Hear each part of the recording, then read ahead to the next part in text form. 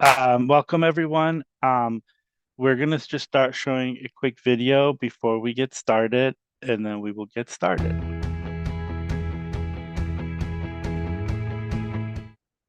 Welcome to today's session, everyone. We are preMed CC, a student-led organization established in the fall of 2021. Our goal as an organization was to create an online program for pre-medical students at community colleges and universities, with the hope of guiding the next generation of diverse and inclusive physicians.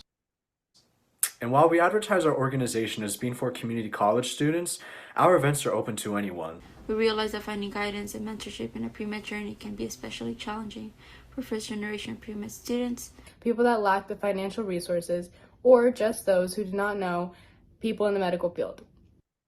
One of the best parts about our events is that they are virtual, so you can do it from the comfort of your own home. We typically have events on Fridays from 5 p.m. to 6:30 p.m. Pacific Standard Time, and on Saturdays from 11 a.m. to 12:30 Pacific Standard Time. If you aren't able to attend the event, all of our sessions are uploaded on our YouTube channel. Many of our sessions will end up with a Q&A with the speakers. Any questions that you have, you may put it in the Q&A session on Zoom, and our team members will read them and have them answer.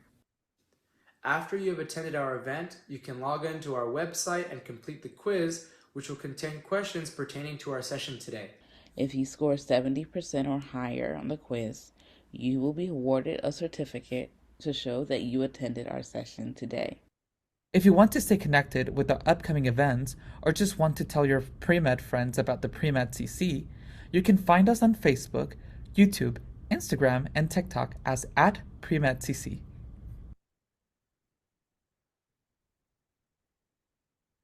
Alrighty, so welcome everyone, and we're gonna have Megan kick us off. Yeah, hi everyone. So my name is Megan DeRusso. I transferred from Miami-Dade College to Stanford University. I was previously a psychology major and I switched to sociology. And a fun fact about me is that I love to roller skate and my favorite color is yellow.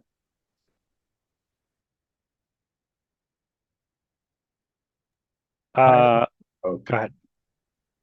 Hi everyone. So my name is Sebastian Pintea, and I'm transferred from Santiago Canyon College. I'm a sophomore here at Stanford, majoring in psychology and minoring in earth systems.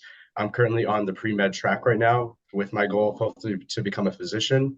And then a fun fact about me is that I used to do Taekwondo, and then my favorite color is blue. Hello, everyone. My name is Gabriel Clark. I am a transfer student from Idaho. I'm transferring in this year to Stanford, and I'm a sophomore, just like Sebastian as well. When it comes to my prerogative, I guess, like with studying, I'm on pre-law track. I'm a political science major with a minor in human rights here. Super excited. My intentions, I tell everybody I'm gonna be president, so I'm gonna be president one day. And one fun fact about me, I would say everybody knows this in this call, but I love Beyonce. Here's my Beyonce candle right here. So that's my fun fact. Did you go to the show at Santa Clara? I did not, but I went to her show in Chicago. So very cool. I worked the Beyonce concert at Santa Clara. So. Next. Hey everyone, my name is Jairo Reynoso. I'm a transfer student from Victor Valley College. My major is mechanical engineering, but I'm currently on the pre-med track. A fun fact about me is I used to be on a mariachi band for 5 years, and my favorite color is green. What instrument did you play? Vihuela. It's like the small little guitar. Yeah. I like to dance to mariachi bands, but then they kicked me into the side because I ruined it for them. All right, let's go with Garion. Hello, everyone. My name is Gary Nickdow. I am from Pleasanton, California, and I got my associates in anthropology from Las Positas College. And now I'm transferred to Stanford as a sophomore and an archaeology major. And fun fact about me is that I used to be a competitive Super Smash Bros. Player.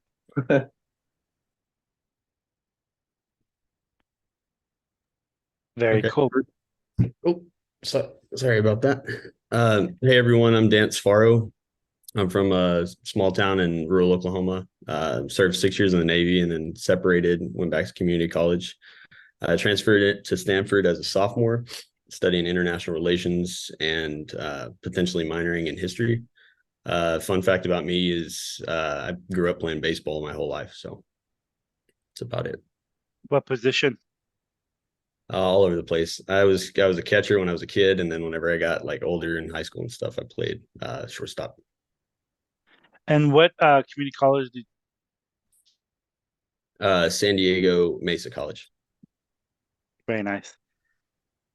All right. So the first question is, and this is so everybody, we had Dean Shaw and Dr. Petty last week, and that video is on YouTube. So, and they went through a lot of specific questions that, in terms of admission criteria and all that stuff, that I think they will be the best folks to answer. But and so these are the questions that, for students. So the first question we want to kick off is the 60 unit required to transfer. But is there any specific course requirements or specific majors, considering for us folks in California, we have the assist.org or IGETC. What did you guys do, and how did you select your classes, and how did they transfer and all that good stuff?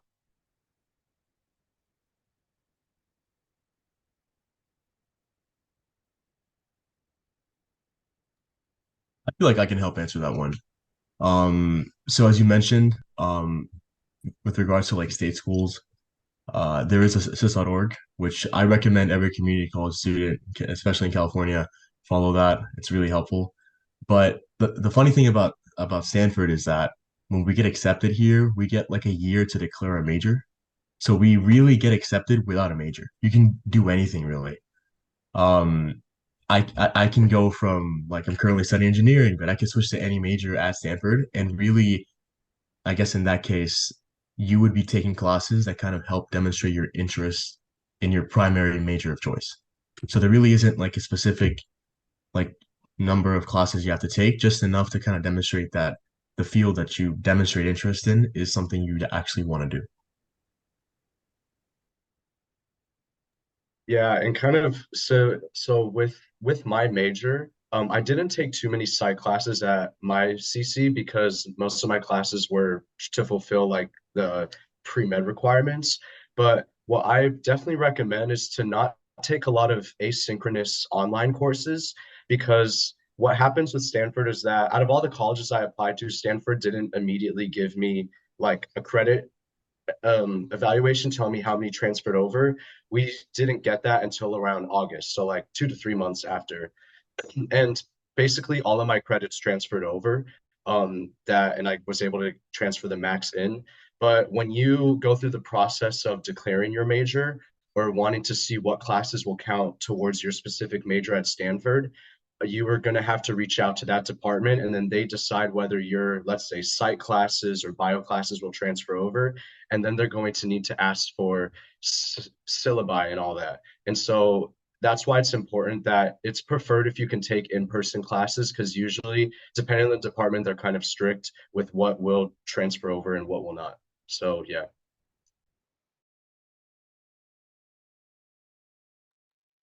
I just wanted to add to that too, because I did change my major. I was a psychology major and I hadn't taken any sociology classes, but Stanford, at least for the sociology department, every department's going to work differently and they're going to allow different credits to transfer into different places.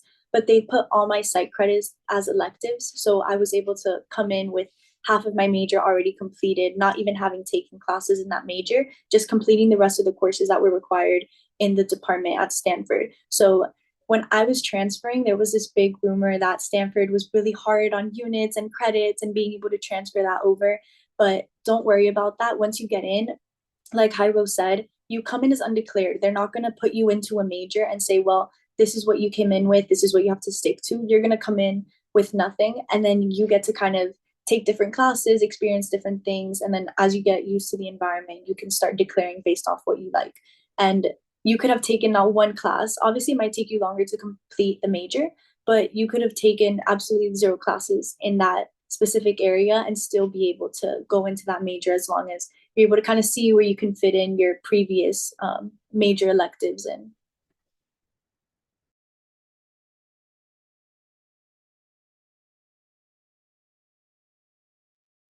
Anyone else want to add to that? Okay, so next question. If I work at Stanford currently as a lab assistant, how important is it for me to get my supervisor to write a letter of recommendation, and would it be weird if I don't? I can jump on this one. So support is really, really important. Obviously, when getting to Stanford, like in my personal journey, the people that helped me get here are very, very integral in like my story and how I got here, right? But you don't have there's no specific person that you need to ask to get a letter of recommendation.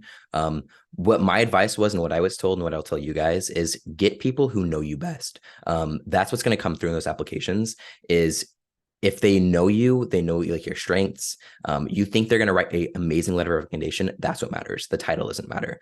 Now, if you want to use somebody like the person that you mentioned, it's very, very beneficial. Like it can help. But if you don't use them, that's not going to be like a drawback on your application at all. Yeah, I'll jump in on that one too.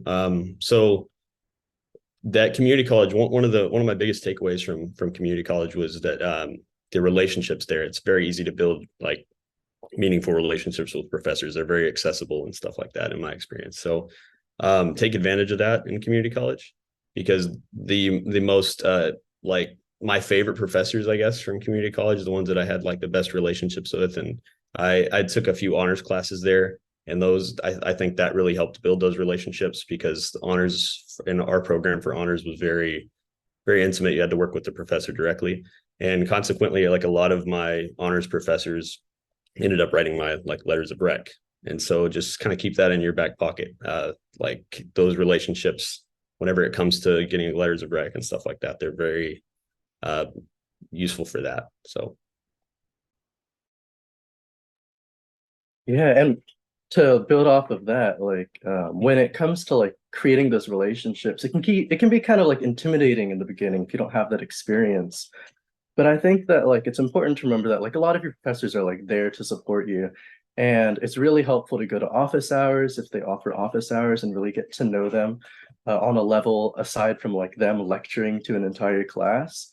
And then for me personally, a big part of my journey was taking opportunities that were presented to me. Professors will often be like, oh, like there's so and so event going on, or I'm doing so and so thing outside of class. And sometimes, like, you know, it's the middle of class and we just kind of like throw it aside because we're just trying to get through the class.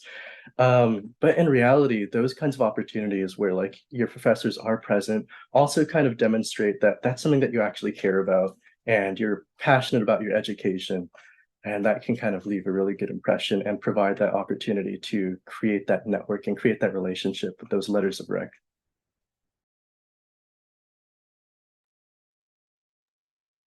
I think with community college is like if you're taking organic chemistry, general chemistry, you're spending about 10 hours a week with your professor in lab and lecture. That's like more time than I spend with my girlfriend, so in a week. So if you're not able, that's like a perfect time to build relationship with them to come back and support you. Um, but also I think it's important. It's not, I mean, what they said is not who writes a letter, but if it's a strong letter. But I think for transfer admission, they need 2 letters from professors, right? So it has to be from 2 academic professors. So yeah.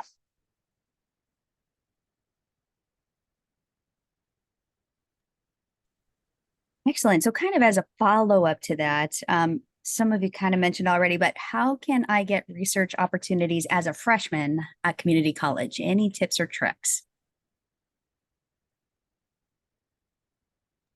Yeah, so I can help answer this. I remember the summer prior to starting at my community college, I took recommendation from some professors that I was emailing outside of California, and they told me to really consider looking at local universities. And so for me, because I'm from Corona, which is in Southern California, the closest like universities to me would be like UCI and UCR. And so what I personally did was reached out to those two different PIs, and then I was offered an interview from one of them at UCI, and then they allowed me to work in their lab, even though I wasn't a student at UCI. So I would recommend looking at local universities because a lot of the times at community college, most of the professors, in my experience, are not conducting any research.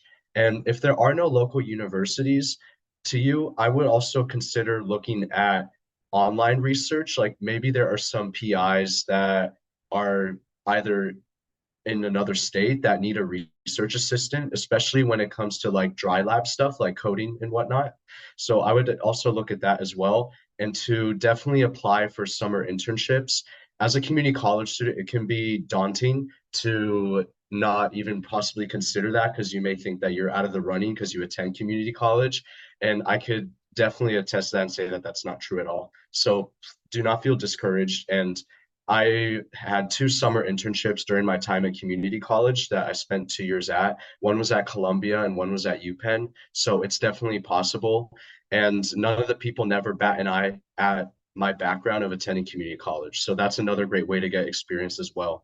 And from there, you could then keep in touch with your PI and continue working with them from a distance as well. That's something that I did both at Columbia and now at UPenn as well. And that also will help you form a stronger relationship with them. But yeah.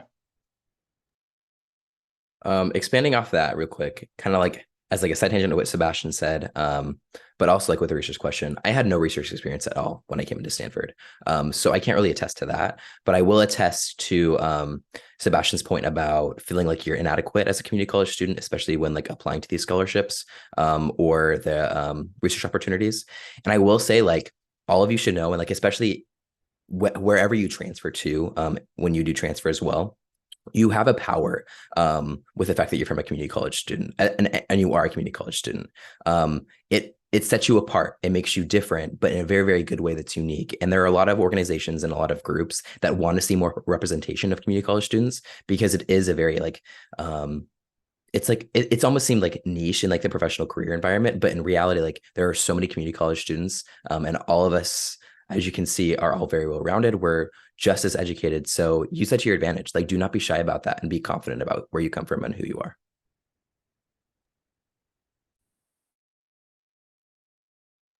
And just to provide like a different perspective, um, my community college, Victor Valley College, we're in this region called the High Desert in Southern California, and we don't really have any like universities nearby. Um, I know Sebastian mentioned that something you can do is like reach out to local universities, and if you have that available to you, that's awesome. You should definitely seek that out. But in the event that you're like in an area that maybe doesn't have as much academic resources in your area, definitely reach out to professors, I'd say. Professors have a lot of knowledge of research going on at industries nearby or different ways you can get research in your area local to you. So if you're feeling like maybe you don't have those options available to you, definitely reach out to your professors who might have, more knowledge on how to get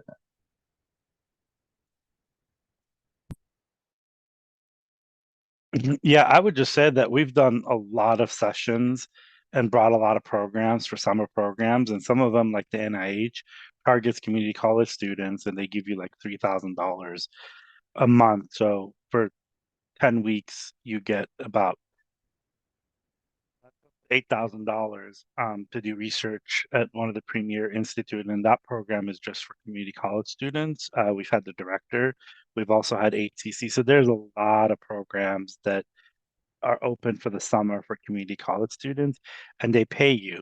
If you do stuff at the local community college, I mean, local university, some of them may not be paid. Were yours paid, Sebastian?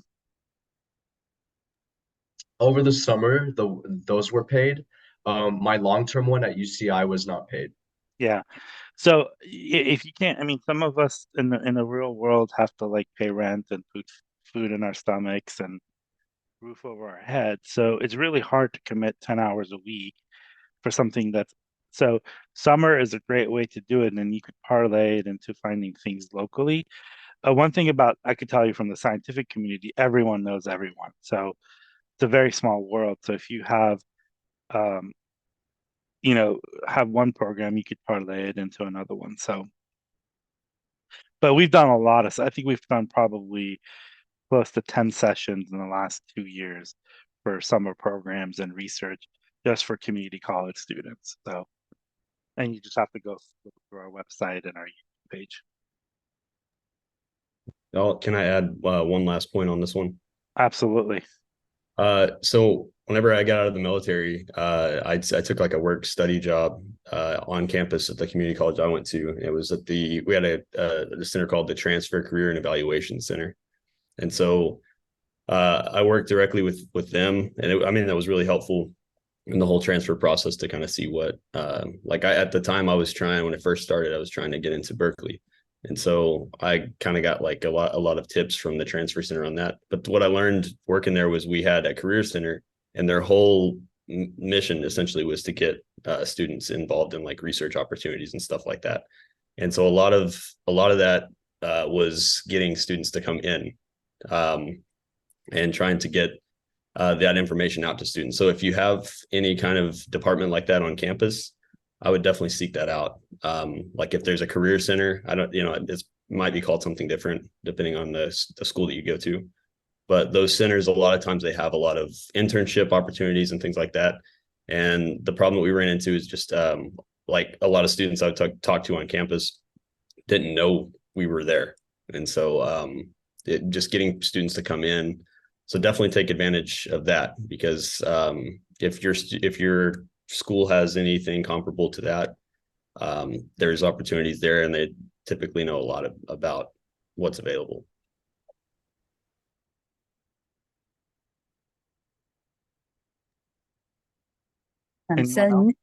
Anyone else? All right, so our next question, I think there is a stereotype that all transfer students have perfect GPAs. Is this true? Not true?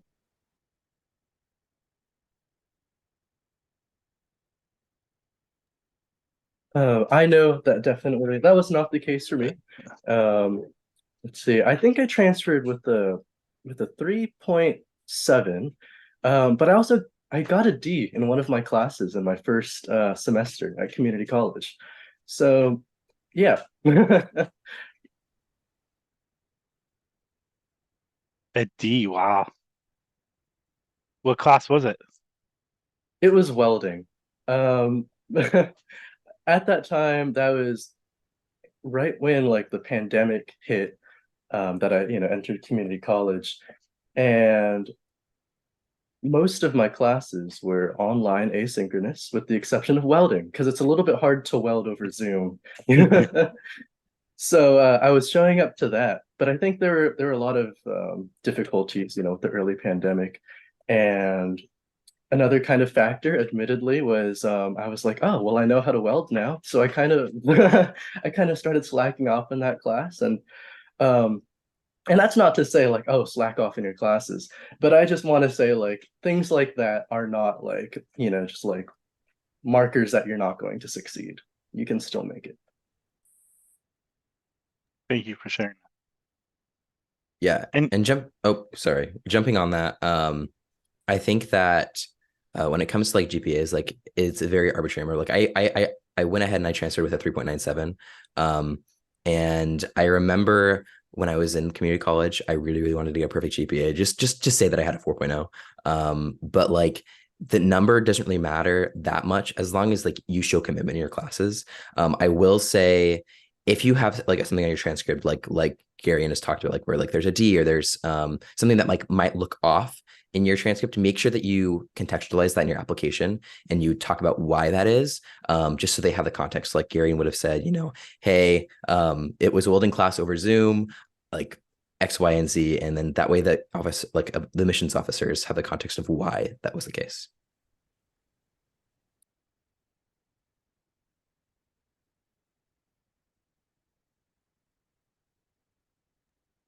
Anything else to add?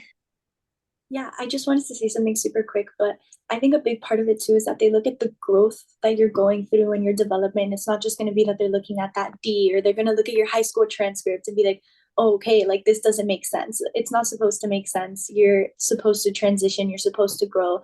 1D is not going to bring you down. 1B, it just, as long as you continue trying and as long as they're seeing that kind of expansion of you trying to learn, trying new things, that you're being involved in extracurriculars, you're getting involved in your community, they're going to look at you as a whole. They're not just going to look at that D and say they're not a right fit, because it's one grade at the end of the day. And I know that it weighs a lot on us. And when we're seeing those grades coming in, we're getting worried and we're like, oh no, there's this stereotypical Stanford student, but there really isn't. And we all have completely different backgrounds and different experiences. So don't let that get in your head, or don't let that kind of affect the way that you're going to apply or the way that you think of yourself as an applicant, because I'm sure you guys are all going to be incredible applicants. Yeah, I'll go. I got one on that one as well. Probably the best advice I ever got when I was at community college was let them tell you no. So if you don't think your GPA is like good enough, or you don't think you're like, oh, I should have done this. Like for me, I kept hearing that I needed to take calculus, and I was like, for me, I was using VA benefits, and it was really hard to get them to. They were kind of like, well, does that make sense with the degree you're pursuing? And so because otherwise they wouldn't fund it. So I never got to take calculus, and I was super like, I was like, oh man, like that's gonna sink the boat, you know. And but it didn't stop me from applying based because of that advice, essentially.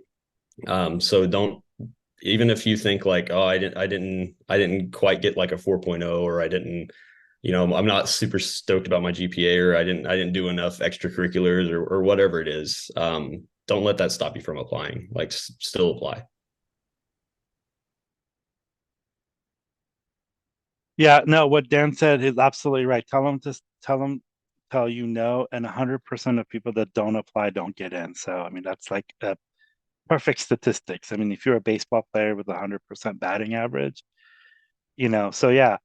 Yeah, and so yeah, let them say no. I mean, you're not sitting, you don't know who's reading your application. So, um, next. All right. So next question, is it possible to transfer without graduating from community college with an associate degree?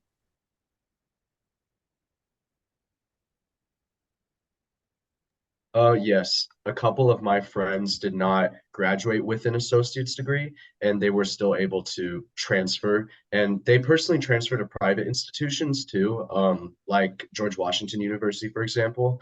I'm not sure how it is for through IGETC. I'm not sure if I don't think you need to graduate with an associate's to attend like the UCs at least. As long as you fulfill the requirements needed for your major to apply, then you should be good. Anyone else? Yeah, just one thing about getting an associate degree, because like there's just extra classes you have to take. A lot of community colleges do want you to take it because they get extra, like they get funding for it. You don't need to have an associate degree to transfer. You just need to have the courses to transfer. And so I think Stanford is a little bit more lenient, but I think the UC is like, if you want to be an engineering major and if you don't have a year of calculus and physics, you're not getting into that degree. And so, um, and what I think, like I said, these are things that Dean Shaw and Dr. Petty went over last week. So I'm gonna just say go view that show, and we're gonna ask questions that students can only answer and not the dean. So Great. So next question, what kind of extracurriculars did you do during your time at community college? Transfer acceptance rates for Stanford are low, we've heard. So I often wonder how outstanding your extracurriculars should be to get accepted.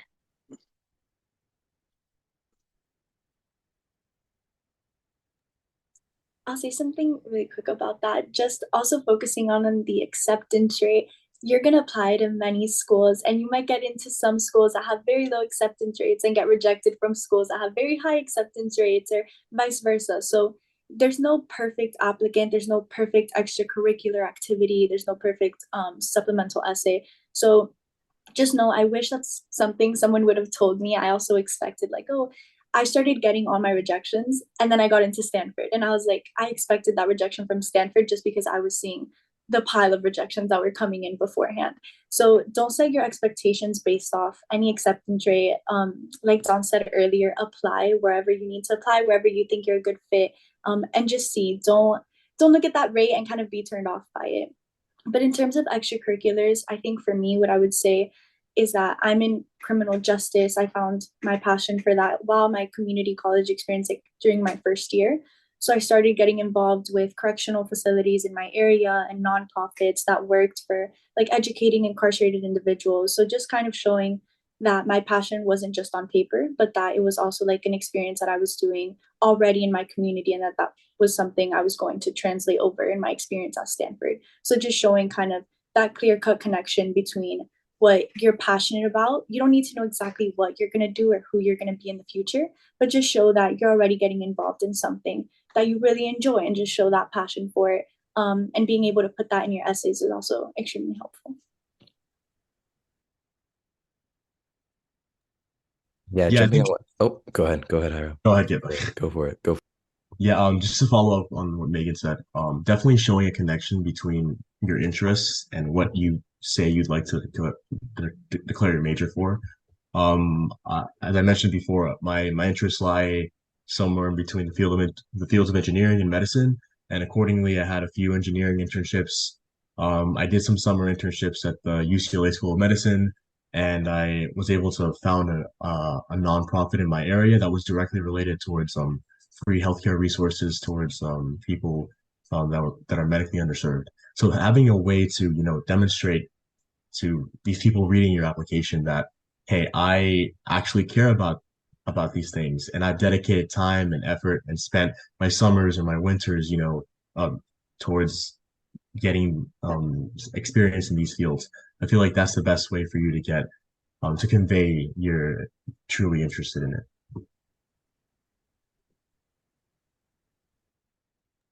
Yeah, and I'll speak to this as somebody who didn't really do many extracurriculars. I was really stressed out about that when I was applying to schools, because I pretty much poured all of my resources into one of the first conversations I had with somebody about the UCs was like our honors program. And so to get like the honors certificate at the school I went to, you had to complete X amount of honors units. So I did that, and that took a lot of my time away from like pursuing extracurriculars. So I didn't do an internship. I didn't do really many extracurriculars. The stuff I did do was like I did like a community beach cleanup a few times, and then there was this organization to kind of for political polarization that I got involved with very briefly. And like on the UC applications, I think it's like, how many hours per week did you devote to this? And I was like, maybe like 2, So it's I was really worried about that. But I think the biggest takeaway for me was that no matter what you do, whether it's honors or extracurriculars or anything, like really take time to do a little introspection and think about how it affected you and like what you got out of it. I think that's really what people care about whenever they're reading your applications, is like I did that even if I did 1 or 2 hours with that organization for political polarization, like just to hear, I'm a poli-sci guy anyway, so to just hear how people were talking about polarization, and that came through my application, and kind of I feel like it conveyed like what's important to me, what I'm concerned about coming in to pursue a degree. So at the end of the day, I think your application, you just want to be well-rounded, and you want them to know what you're passionate about. And so whether it's extracurriculars or just those honors projects like I was talking about, or a 4.0 GPA or whatever, just try to build in as many dimensions as you can, but don't stress yourself out too much about like being as like the most well-rounded applicant that Stanford's going to see in the cycle. Because as you know, all of us, like I didn't do any extracurriculars, and Hiro and Sebastian, and like you guys did, and we all got here. And so I think that kind of is a testament to that.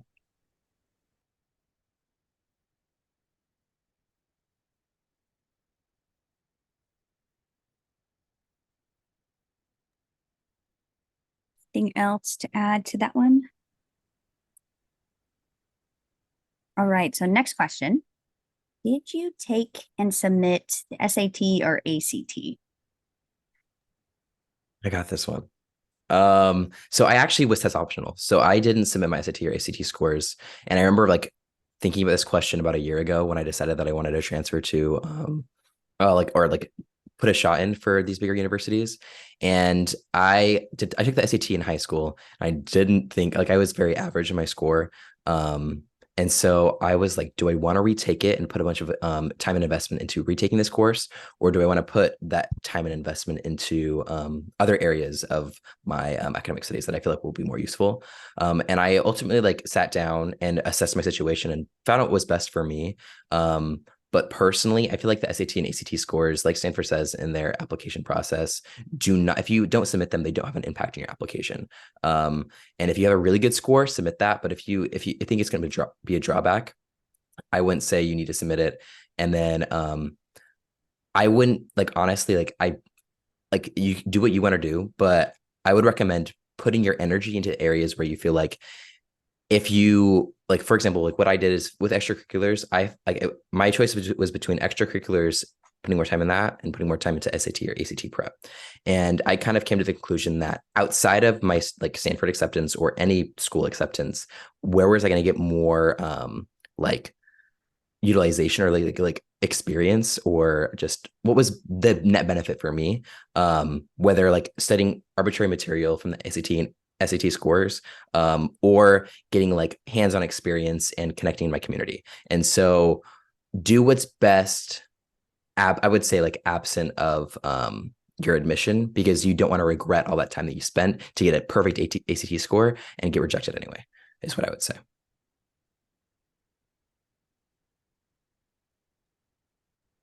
Yeah, for me personally, I took the SAT in high school, but I wasn't proud of the score, so I didn't report it because when I was going to retake it in high school, it was March, I want to say 2020, and that was the weekend. I remember, like, it was a Friday, and I was going to take it the next day, but then that was when COVID happened, and we're like, oh, some like disease is spreading around, and so that 2 week break turned into like a 2 year break with my high school going virtual and whatnot.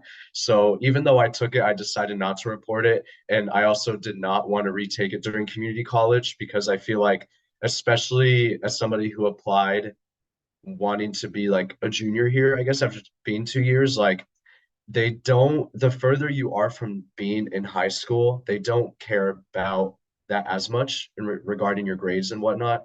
And I believe that also can apply with your SAT and ACT as well. And so, kind of like with what Gabe said, I wouldn't allocate all of your time towards standardized testing unless if the institutions you're applying to outside of Stanford require you to. But use your energy towards somewhere where you could develop, let's say, a more meaningful relationship with your professor, or whether it's with doing an extracurricular activity that you're passionate about. So that's what I would say about that.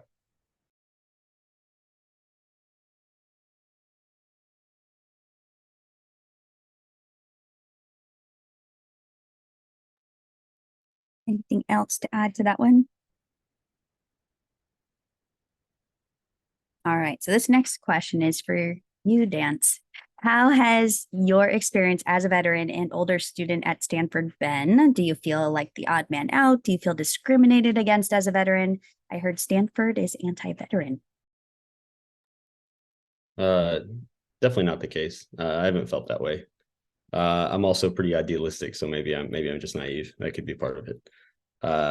But honestly, like, being a veteran, there's a big veteran community here, and with other vets and stuff, like, it's just been really cool to meet them, and I feel a lot of support from the vets and stuff like that. It's a little strange being older. I'm approaching 30 in about a month, which I don't know how I feel about, in exactly a month, actually. So I don't know how to feel about that, but it's there's some distance. What I felt a lot of the time was like when I first started classes, taking classes with like Frosh and stuff, I was kind of like, it's like, wow, they don't, I feel kind of like left out, or, they don't really come up to me. But the thing is, what I've kind of learned is like, it's, it's not that they don't want to talk to you. It's that they're just not sure how.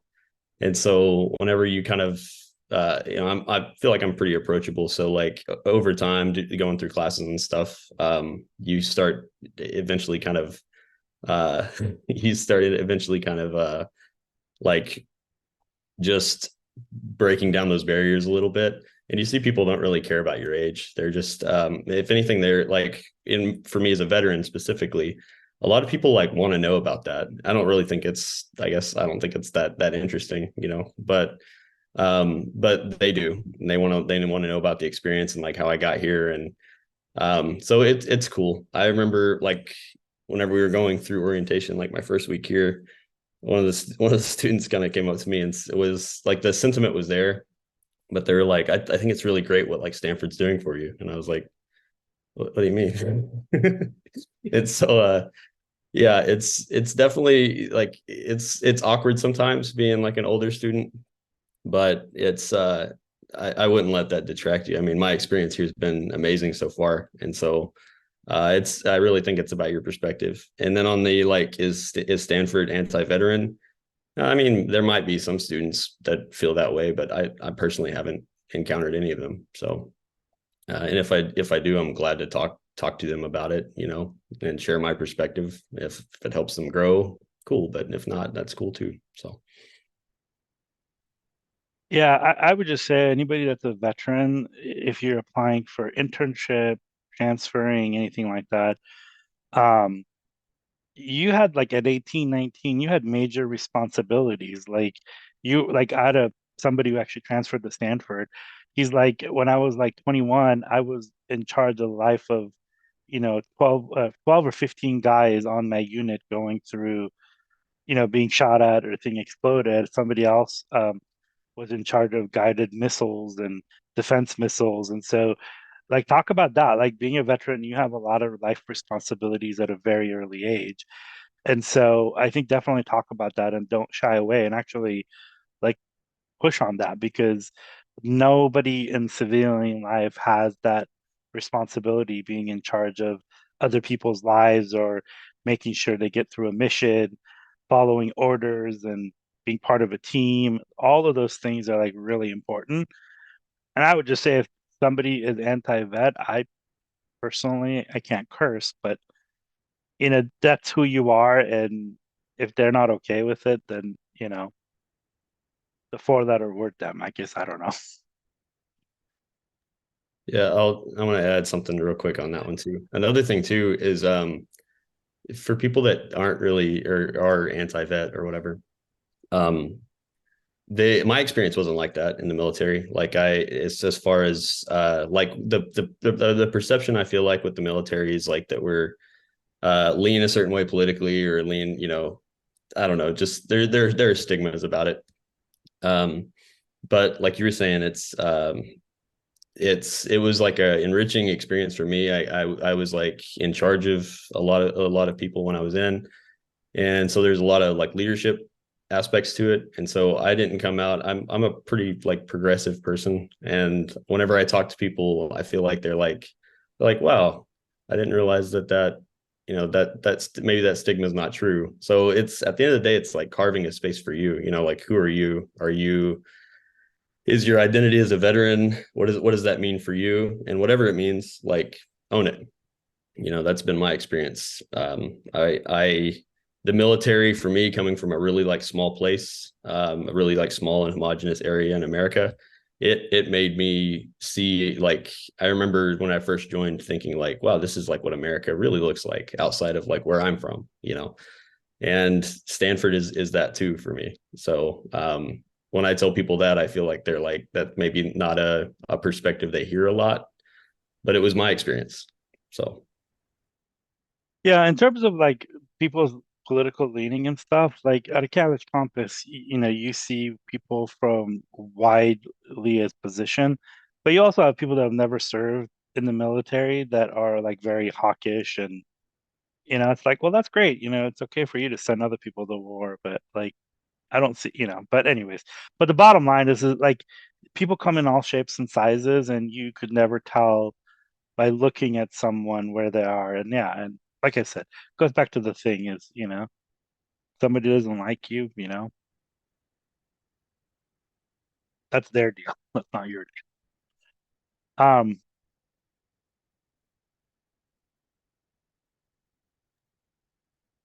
All right. One of our next questions. I heard from someone who transferred from a community college to a well-endowed university in the East Coast that a lot of these universities don't really have good resources for students who come from marginalized backgrounds like low income, undocumented, first gen, etc.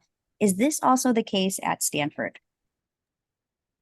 No. I'm gonna jump into this really quick. Both Hiro and I. So Hiro and I actually met because we were at a pre-orientation program called Thrive here at Stanford, which is specifically geared towards first generation low-income students. Like I won't lie and tell you that the environment is very, very jarring. Because there are a lot of people here that come from backgrounds, because like it's a very diverse space here at Stanford. So there are a lot of people here that like are well off or have a lot of money. But there are also a lot of first generation and low income students as well. And I would say I found a lot of my friends in this like in that group, I would say. And I think a lot of transfer students as well usually do fit into like that mold of first generation low income students as well. But there's a whole entire department here at Stanford specifically catered towards fly advocacy. And I think previously, like maybe 10 years ago, there wasn't as much advocacy, but I think as we're growing as like institutions, there's a lot more emphasis that's being put on these different like marginalized communities, right? To create more advocacy and like just more space. And I think like going along with like what I said earlier, be proud of that identity. Don't be afraid to get involved in those communities. One of the biggest pieces of advice that I got from not even Stanford, just college in general, is that if you need help and assistance, people are not going to like reach out to you to give it that to you. You have to reach out for it. But it is here. It is available. Just know where to look. And here on our campus, there are departments specifically catered towards it. So I would say that's definitely not true. Yeah, just to follow up on that, Gabe and I met in that program, which was like a week-long pre-orientation program where they literally gave us a run through of like all the resources available, not just to incoming transfer students or incoming students in general, but to specifically for first generation and or low income students. There's so much out there.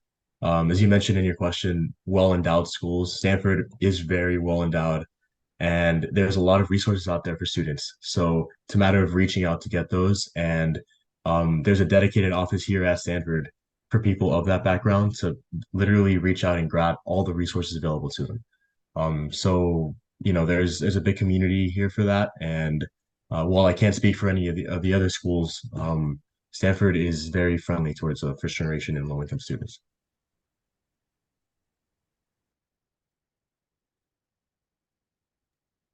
Kind of as a follow-up to that, does Stanford have resources for incoming transfer students to help them adapt to a new environment, kind of coming from community college?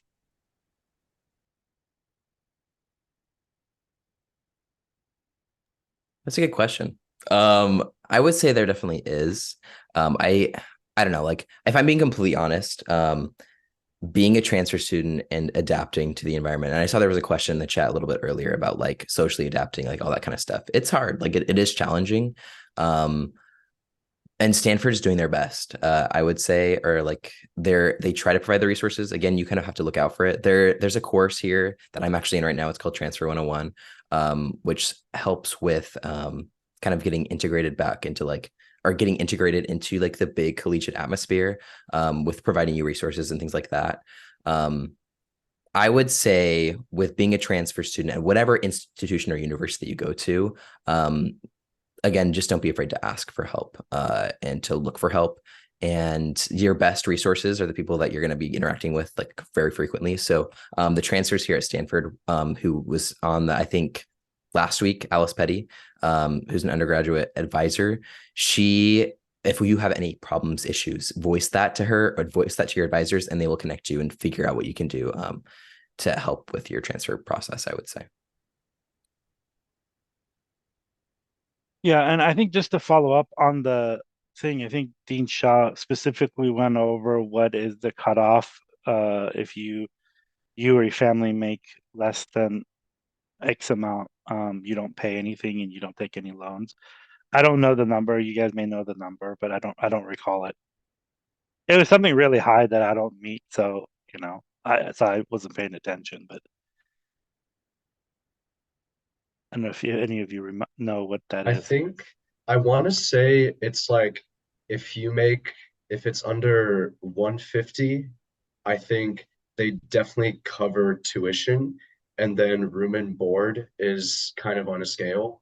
And then if you make under either, I think it's 100K, then everything is covered. Then it's a full ride. And then anything over 150 is kind of just on a scale of financial aid.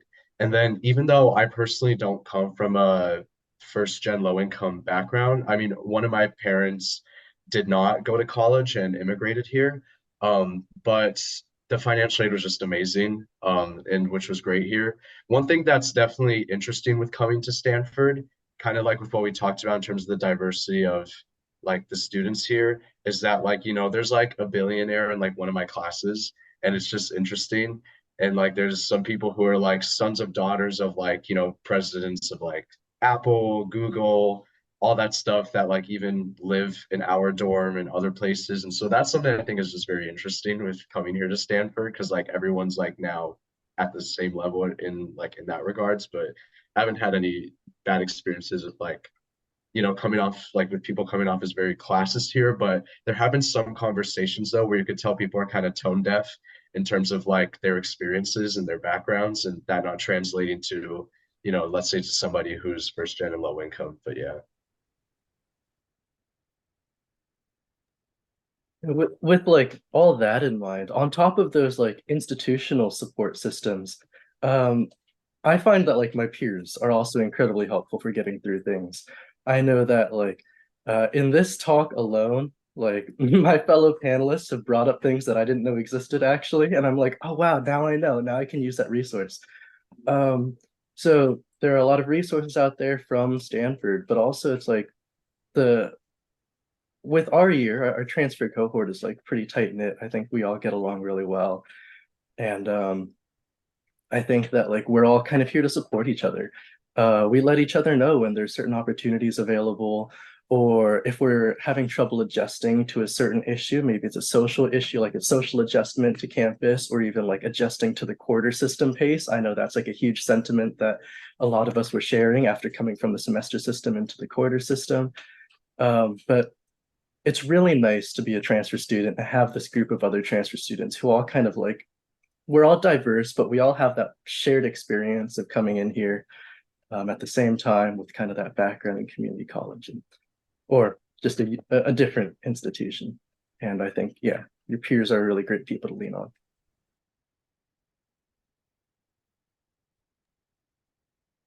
Anything else to add? Okay, next question. I watched videos about people reviewing admissions files saying that the admissions team wants to see strong intellectual vitality towards a specific field. Did you all study towards a specific field in community college? I could try to get that one first, I guess. I spent 3 years at community college. I spent my first year as a business administration major, and then I realized that I was like dying a little bit faster than I was when I wasn't a business administration major, so then I switched. And then I became an anthropology major. And during those 2 years as an anthropology major, I definitely put in a lot of time and energy towards extracurriculars that pertained to archaeology and anthropology.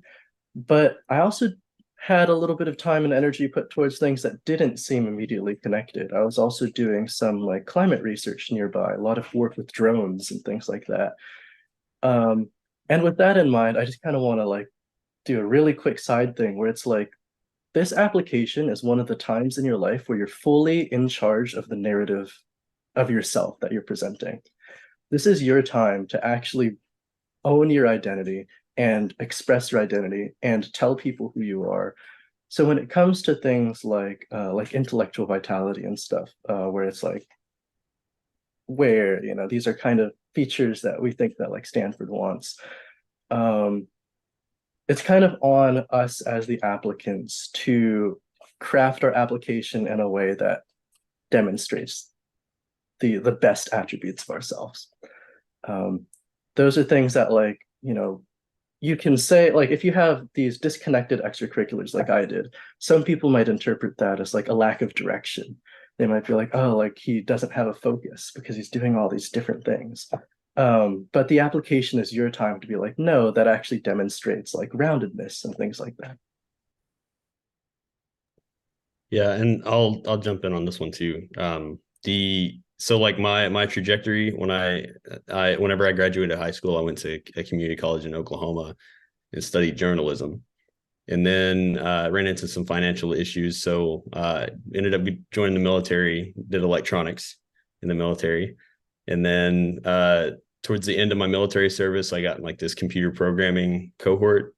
It was like a little boot camp sort of thing for 18 weeks. It's really fun, but I just realized that by the end of it, I was like, I don't really know if this is the right fit for me. But it's another part of, I guess, part of my narrative and finding like what I wanted to do. When I went back to community college, I totally did a 180 and went to, I was doing electronics and computer programming and stuff like that. And then I went to social sciences.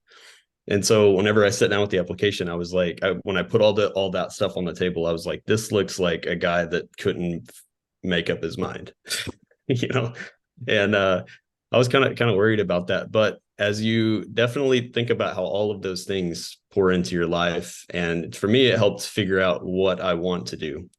And I think Stanford, like the idea that you sit down and write your application and you're telling Stanford, like, this is exactly, I want to come to Stanford and do this. I don't think that that's how your applications are being read. You're in a way, Stanford is just a continuation of, you figuring out what you want to do. And so I don't think that anyone's expecting you as an applicant to like know exactly what you want to come here and study or come here and do per se. But really, I think probably the best advice I could give is just to think about how all these, whether you took a class in like geography, and that really got you environmentally conscious, and you're like, huh, that might be, I might be interested in pursuing a major in that. And then you took a class in computer science and you're like, wow, like Python is really, I really like programming in Python. That's a really I think I could see myself in having a career in this. Like those are completely separate things, but like whenever you get to Stanford, you're carving out and whenever you're applying to Stanford, you're carving out what you want to do with your life. And eventually you start seeing through lines between these things. And that's what you come to Stanford to do, I think, is to kind of connect all those dots. So when you're writing the application, I think it's important to do that inventory and to say it shows that well-roundedness that, like, even if you're like, I don't know what I want to major in when I get there, I think that's fine. I think just showing that, like, I took this class and I really got a lot out of this. I took this class and I really got a lot out of that, and laying all that on the table and kind of showing how it influenced you and your thinking process. I think that's probably the most valuable thing you can do. So even when it comes to like the UC, like PIQs and all that stuff, I saw there was a question in the chat about like any like advice for writing essays.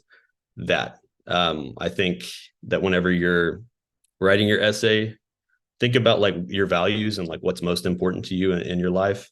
And then think about stories that you can incorporate that connect to those values, whether it was a class you took or an extracurricular activity or something like military service, whatever way it is that you can connect that to it.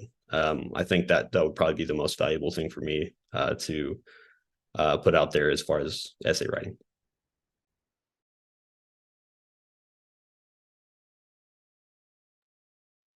Anyone else want to add tips on essay writing? I know that's a popular question. I've seen a few of them in the chat.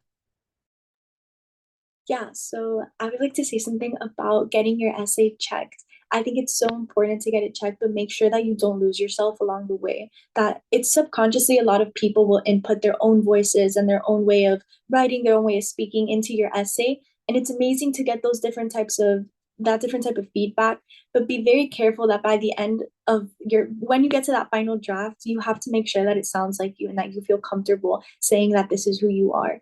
Because subconsciously, when you get all those essay checked by 5 or 6 different people, or whoever you get it checked by, they're not going to mean to do it, but your essay might get edited so many times that you're losing the way that you want to present yourself. So I think if there's something in your essay that someone's like, oh, I think you should change this, but it's making you uncomfortable to change that, that's a hint that you should not change it. Leave it as is. That's who you are. And it's your story. I think Stanford, honestly, was one of my least peer reviewed essays from any of the schools that I submitted. And I still feel like it was my strongest because I was able to really, since I honestly didn't think I would get in, I just put all I had into it. And I was like, you know what, let me just show who I am. I'm going to answer these prompts honestly and just be myself. If it's a little funny, if it's a little quirky, if some sound a little more academic, some sound more professional, this is what I want to portray. And if I feel comfortable with admissions reading this and saying, this is who this applicant is as a whole, this is how they're trying to present themselves and they enjoy it, then that's how I would like it to be, not to be a version that I submit and I look back and I'm like, this didn't really sound like me. I wish I would have changed that. So I would just say be careful with who you're allowing to check it and how the edits are going to be made by the end of the final draft. Yeah, really quickly jumping on that as well. I think with writing essays, there's this like idea that you have to write the perfect Stanford essay or like cater to what Stanford wants you to write, which is a lot of mind games when you're writing, which makes it hard. But write what's authentic to you. When like, and I know there's a question earlier in the chat kind of talking about vulnerability when it comes to essay writing, whether you need to be vulnerable or not. And that's honestly up to you. If you are in a place where you feel like that part of your journey is core to your character and core to your academic experience, put that in there if you want to. But if you don't want to, you don't have to. I was very, very, very vulnerable in my essays. And that was just because that's what made me who I am today, right? And so I wasn't afraid with sharing that. But just make sure that you're comfortable with that. When writing essays, my biggest tip that I can give you is go in with the mindset that you're going to get in. I know that sounds very, very weird, but like there's this pressure that we've talked about this whole entire seminar, that there's this like 1% acceptance rate or 2% acceptance rate. And there's a lot of pressure that goes on you of like, I need to be perfect when writing this, or like you don't have as much confidence when you're writing because you think that you're not going to get in. But go in with the intention of like, hey, I'm going to get in. It's going to happen. Manifest it. And then once you're done writing, that's when you can worry. But while you're writing, go in with the mindset that this is going to happen. And don't let outside influences like people editing or like the pressure to write the perfect application influence your decision on how you write. Write what's valuable to you and what you feel most comfortable with.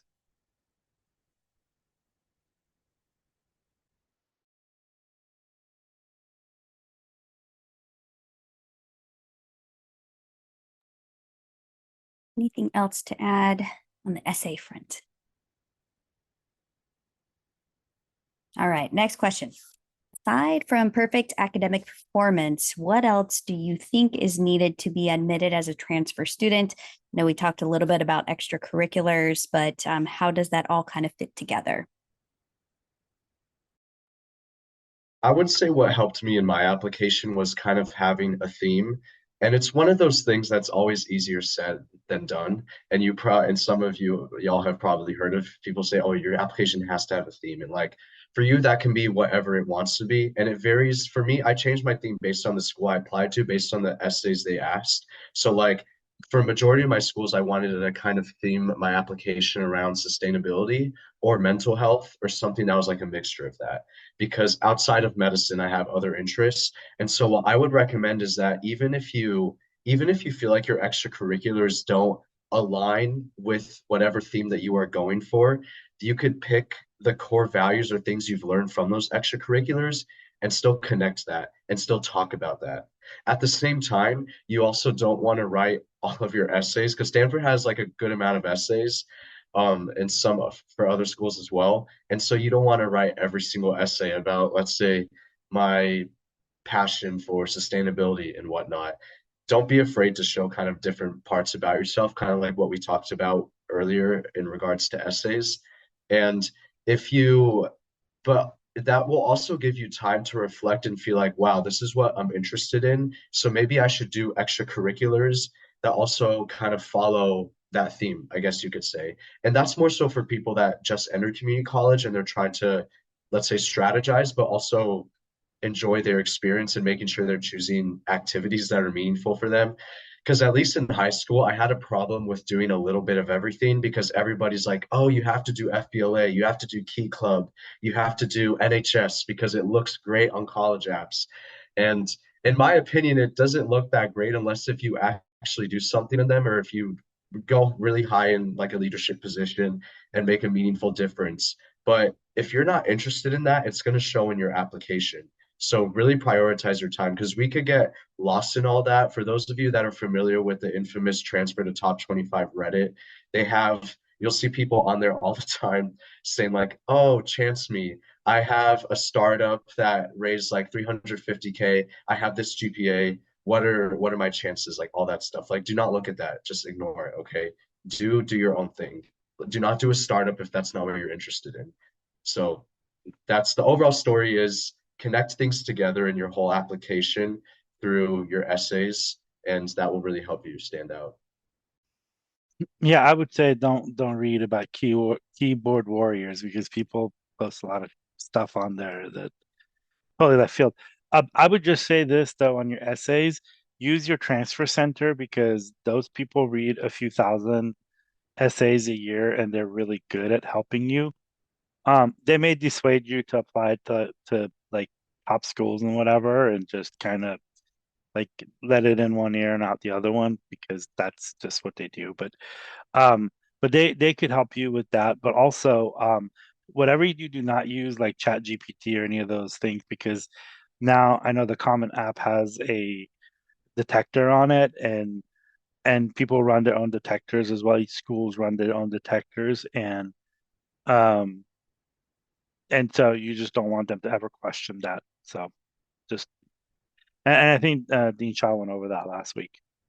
Um, Go ahead. Sorry, continue. Right, kind of following up on the application aspect, one of our listeners asked, should I talk about in my application being part of the LGBTQ community? Do you think that would hurt me? I've got this one. So I actually identify as LGBTQ as well. And in my application, I talked about it. I don't think it won't deter you. Your identities and whatever identities you held or hold, no institution is going to hold anything like that against you, just because it's like part of your identity. And these institutions are very, very forward thinking. So it won't impact your decision at all. However, why I disclosed my sexuality is because it's very, very core to a part of who I am, right? And a part of my story. And so if you think that it plays into your story, if you think that it plays into how you got here, why you're getting here, what you want to do in your career aspirations, then use that. Like, for example, I am an advocate for LGBT plus rights and advocacy and civil liberties. And I felt the pressures of being oppressed because of my sexuality. And so I put that in my application so people could like understand my line of thinking of how did I get to where I am to be an advocate, right? If you think that is a part of your story and you think that that is important, put that in your application. With any identity whatsoever, if it's important to you, if you want it to be like, if that's part of who you are, do not be afraid of embodying that. Because again, there's so much power in your identity. With anything in your application process, find out what makes you unique and don't be afraid to use that uniqueness. But also don't think that like your single identity and just mentioning that is going to make you, I don't know the way to say this. Like, for me, when I was writing my application, I remember there's a very famous Stanford essay, and it's talking about your roommate. It's a roommate essay, and basically, in my roommate essay, the first time I ever wrote it was I talked about how I was gay, but how that did not define who I was. But the whole entire like essay was about the fact that I was LGBTQ plus. And if you want to write about that, that's completely okay. but also understand that there are a lot of people here on this campus who are a part of different identities, very, very similar to that. So don't, I would say, like with any identity in general, don't oversaturate yourself, but still, be proud of it, and don't be afraid to embody it in your application. And again, your application is yours. So however you want to utilize those identities, use them in that way. Yeah, the only thing is, I would say is my nephew is LGBTQ plus, and what I told him when he was applying to college, um, and I think it was also a job, is that if they don't accept you or want you for who you are, then I can't curse, F them. Like it really is. I mean, like if that's who you are and that's important, and certainly somebody like Gabriel who is from a state that, definitely it's not California. And so that's your journey and that's your experience. But if a school doesn't want to accept you or a job doesn't want to accept you, like I wouldn't want to go there. I mean, that's just me though. But that's like if people don't accept me for who you are, whatever identity is, LGBTQ, left-handed, walking with a limp or whatever, then screw them. Like I don't know. That's just me though. Maybe that has to do with old age. No, definitely echo that. Echo that 100%.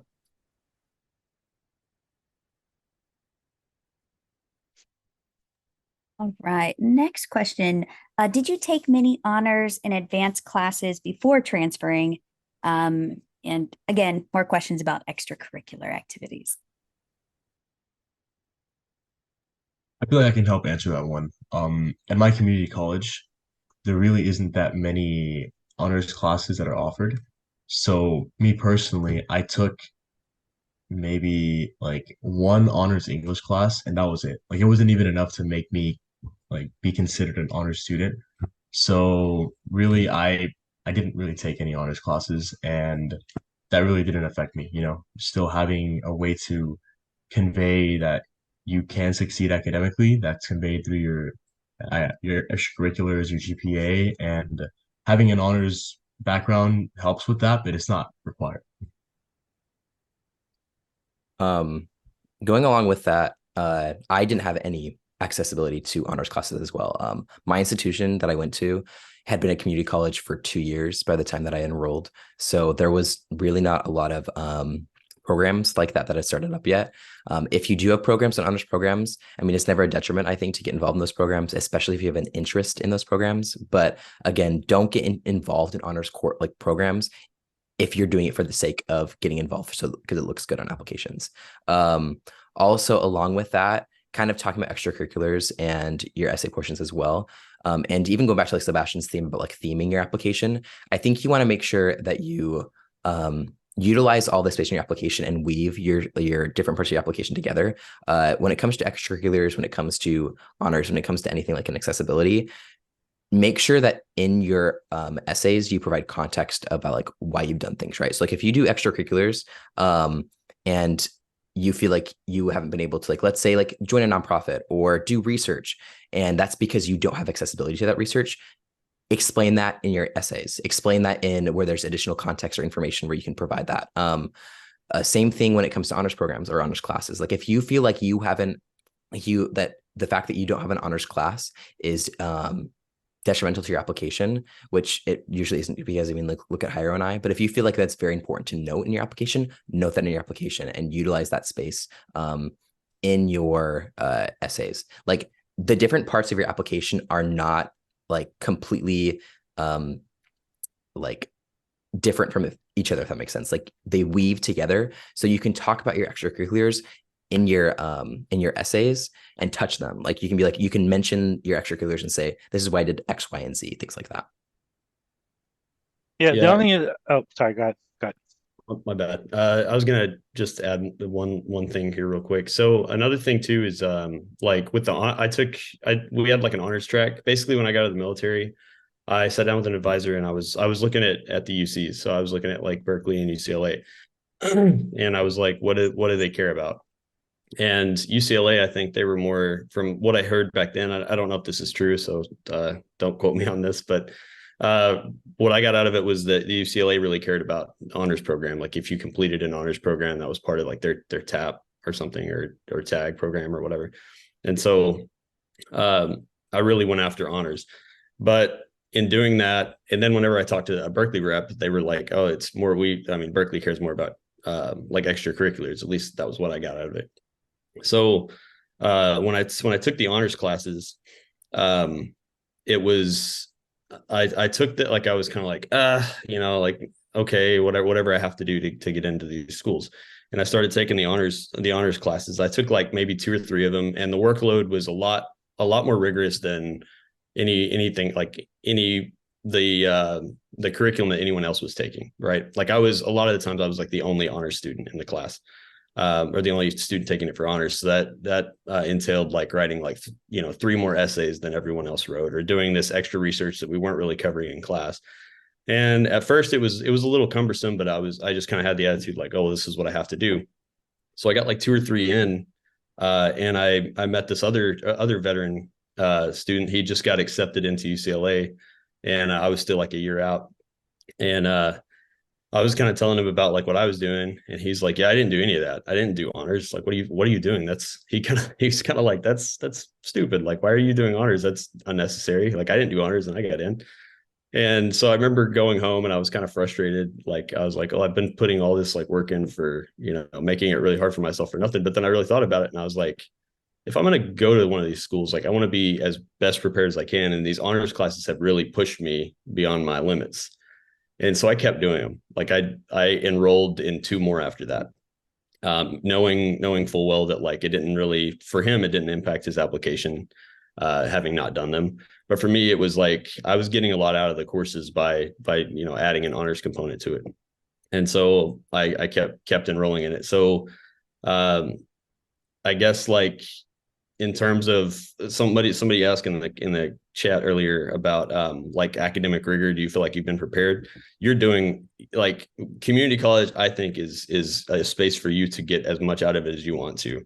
It's not that community college, like if you want to go to community college and you just want to get a degree and you just want to, whatever you want to do, you can tailor that experience to like if you have aspirations to go to Stanford and you're worried about the rigor once you get here, you can tailor your community college experience to that, either by honors courses or extracurriculars or whatever. If you want to make things a little bit harder for yourself, just that it helped me whenever I got into Stanford. People ask me, like, this is my first quarter here, and I've had a lot of people ask me like, "Oh, is it like way harder than community college?" And I'm like, not really. I mean, and that's because I feel like I put a lot into community college anyway. And so I think when it comes to like, is like the academic rigor, if anybody's has a little bit of anxiety about what to expect when you get to Stanford, I think as long as you are just doing as much as you can and doing extra, doing like whatever, whether it be extracurriculars, if you're, like if it's like working, doing an internship while you're taking classes, whatever, I think it's going to kind of set the foundation for you whenever you get to Stanford to be successful. So I just wanted to like put that out there too. Yeah, the Dean Shaw went over this too. If your school has an honors program, but you can't be in the honors program, it's not going to count against you. But there's one thing that would definitely hurt you is if you're, working, 50 hours a week and taking 27 units, and 20 of them are honors classes, and if you get a bad grade, that's what's going to hurt you more than anything. Then, and this is just something that I will tell you this for medical school, transfer, whatever. Anybody that tells you to do something because it's going to look good on your application, run from that person because they don't know what they're talking about. Like your experience is your experiences, and anybody ever tells you that, like literally, like just like do a 180 and run away from them because they don't know what they're talking about. Just throwing that out there. But Yeah, in my experience with the honors program, it is what you make of it. Do I think it helped me get into Stanford? like maybe minutely, but not like hugely. It's because like I didn't get no special grade bump. Like even though I had a 4.0 GPA through my time at community college, like taking an honors class did not give me a special like, wow, that's great. Now you get like 4.3 or something. But the classes, the reason why I mainly took them is because a lot of them were smaller. So it meant more one-on-one time with the professor, and it meant more kind of like seminar type of discussion. And it really kept me more engaged. And yeah, some of them were harder. Like during my first semester of community college, I don't know why I decided to take honors calculus and honors statistics in the same semester, but I did, and it You just worked had a out. gluttony for punishment. That's what it is. Just admit it. Yeah, I definitely have a bad habit for that. But anyways, but it was definitely worth it because I think that helped prepare me. But really what I got out of the honors program was going to research conferences, because even though like I'm really grateful for my school's honors program, don't get me wrong, but it's definitely not as well developed as it could be, because I was not aware of how many conferences I could have gone to. And like that's why I'm grateful that I was able to, after we were able to do more research about it. But being able to attend conferences at UCI and at Stanford, especially the one at Stanford, that was life changing because I was the first from my school to ever attend that conference and also win an award there as well. So like really anything is kind of possible if you put your mind to it, as cliche as that sounds. So take the honors program and do what you want with it. What I did is make the most of it, and I would recommend anybody to do that as well if they have that opportunity.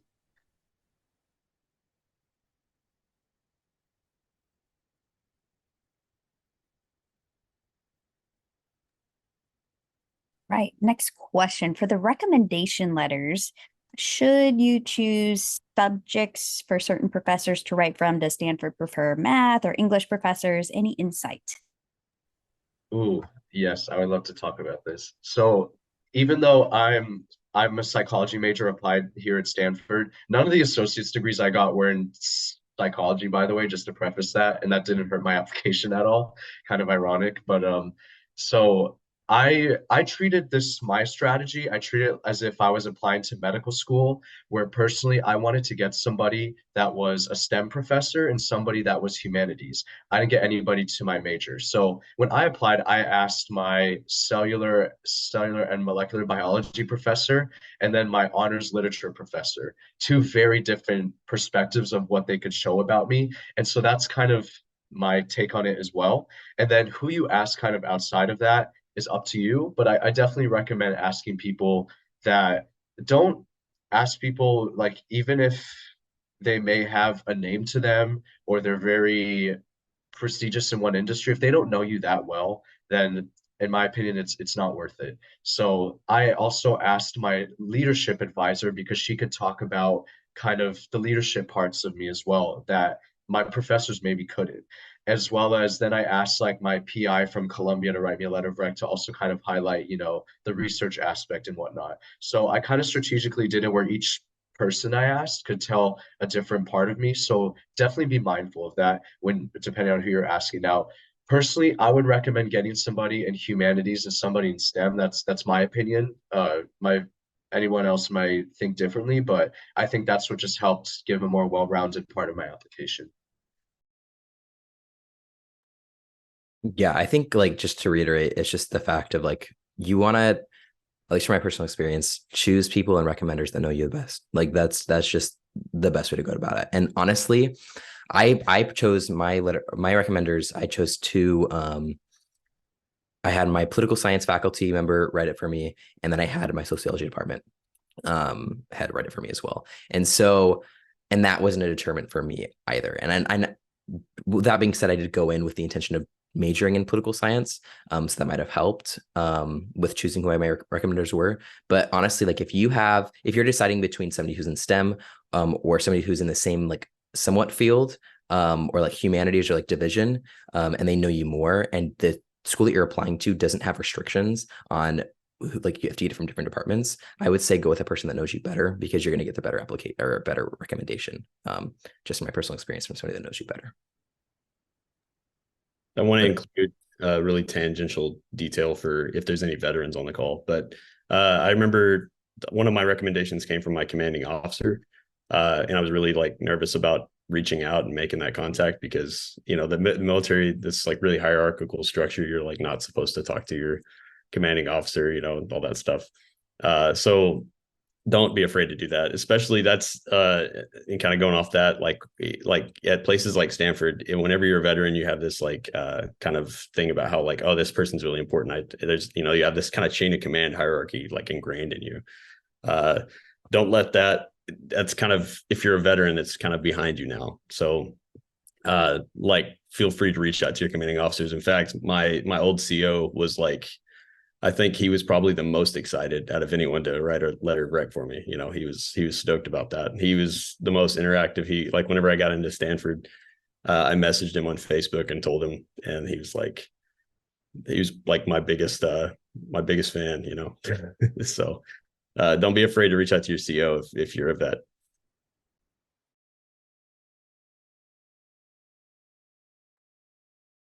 I have a follow-up to that. Did any of you get a third recommendation? I guess Stanford allows one supplemental recommendation, and if so, who was this?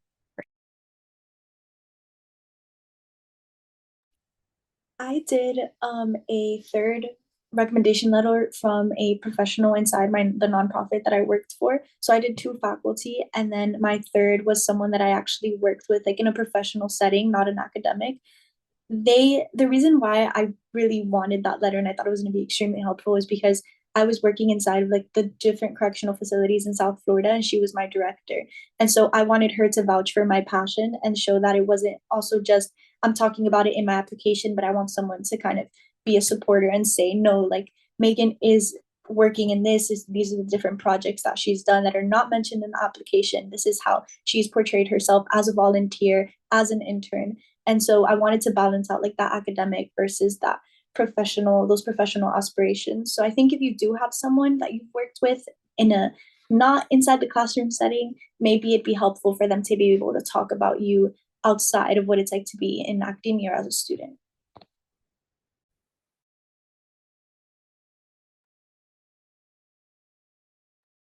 Yeah, so my letters of rec, my first letter of rec was an archaeology professor. My second letter of rec was an archaeology professor. And my third supplementary letter of rec was an archaeology professor. So I think that's really related to what Gabe was saying about where I really selected people who I felt knew me best. And to link that to what Megan was just saying is that I knew all of these professors on both like an academic level, but also kind of on a professional level. Through extracurricular activities, I really got to know them and actually do like archaeological field work with these people. So I think that, yeah, just in pursuing the thing that I was passionate about, naturally, it made sense who the people who should write my letters of rec are. Yeah, and it totally makes sense though what Sebastian was saying about getting people who are able to show like different perspectives of you though. So that might manifest through doing it through different subjects, but also maybe, as Megan was saying, through different like aspects of your life. So just kind of people who are able to give like broad perspectives on you, but also in-depth perspectives on you.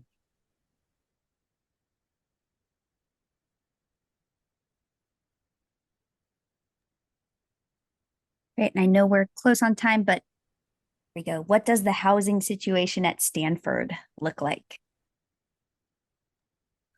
I just want to say that I think it's one of the better dorms that I've seen from visiting other colleges. I do have to vouch for Stanford because it depends even where you're at. I do think that they do a fairly good job at pairing roommates. For me, at least, I've had an incredible experience. And the bathrooms, I know some people are worried about the bathrooms, but the bathrooms are much, much better than some of the other universities. And I have felt very comfortable having this new experience living in a dorm. I think the community there is incredible. All the transfers, well, it depends on the age range. I think if you're above the age of 25, you get to live in EVGR, which is graduate housing, which is also incredible because you're still kind of close to Kimball and they come over for a bunch of events. But all the transfers basically kind of live together in this one dorm. So we have an incredible community there. We have a little lounge with a pool table, and then we get to do events every Friday and Saturday, which are hosted by the RAs. They're called on calls, and they bring food, we watch movies, and we get to hang out. So I do have to say that I think it's amazing the way that they've kind of created that community within the dorms. And even for those that aren't living in the dorms, I'd like to think that it's still easy for them to be able to come and hang out with us. And we still have that type of transfer community, but we live with different students that came in as frosh.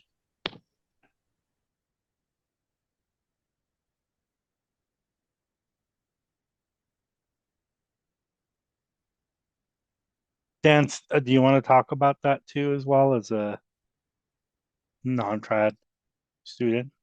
Yeah, sure. You're not living out of your van? Not living out of my van, no. Don't have a van. So what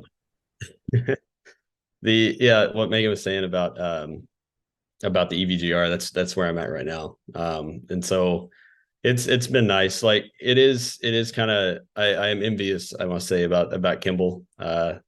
Because like there is all the transfer students being there, I think it's easier to stay close knit. EVGR is a little bit a bit of a hike further down campus, but it's cool because like I wanted to, being like an older student, I really wanted to like live alone. I've been doing the whole roommates thing for, I mean, pretty much all of my 20s. And so for me, it was really important to just like be in a spot where I can just, have my own place. And EVGR's, I mean, for lack of a better word, it's dope. I really like living here. I can just come here and like bury myself in work and cook and all that. I mean, the amenities are amazing. It's like living in an apartment essentially. So that aspect of it's been really good too.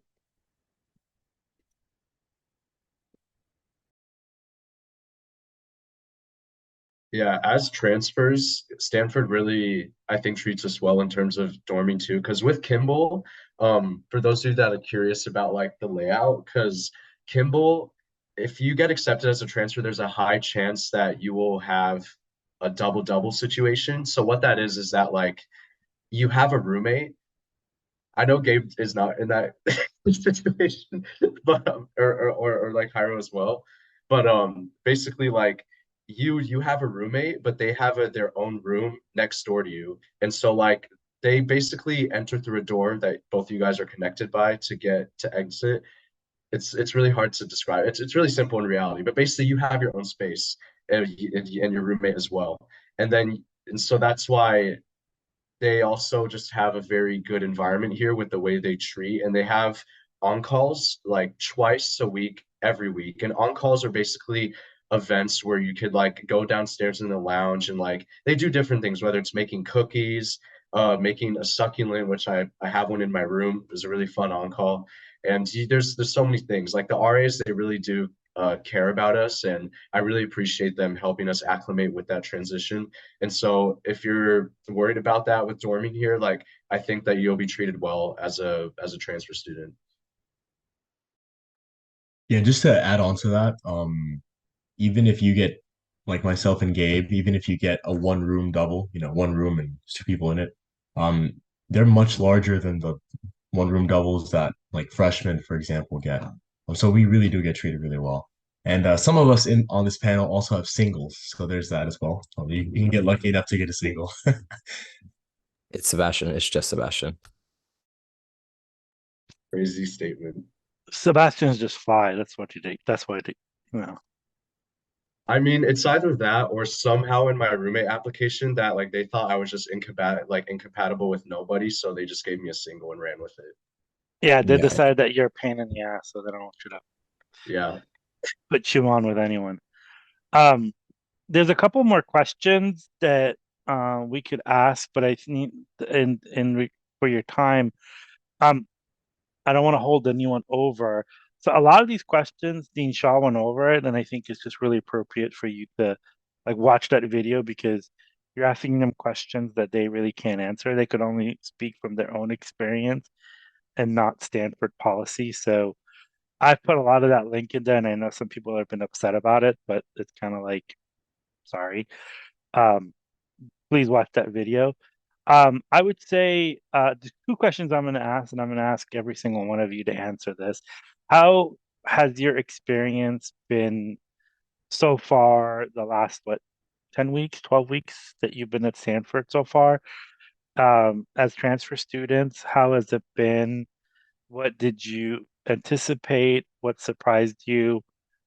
Um, what you've enjoyed, what you've not enjoyed, anything like that. Kind of do a round robin.